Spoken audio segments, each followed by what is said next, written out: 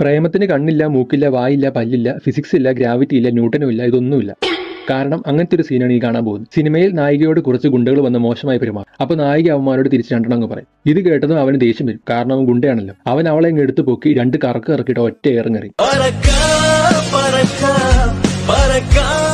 അപ്പോ ഇതും കണ്ടുകൊണ്ട് ലോറിയും ഓടിച്ചുകൊണ്ട് വന്ന നായകൻ വണ്ടിയിൽ നിന്ന് പുറത്തേക്ക് എടുത്തങ്ങ് ചാടും.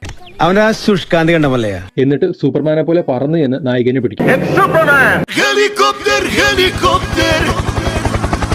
എന്നിട്ട് രണ്ടുപേരും കൂടി എയറിൽ നിന്നുകൊണ്ട് കണ്ണും കണ്ടു നോക്കിയിരിക്കും.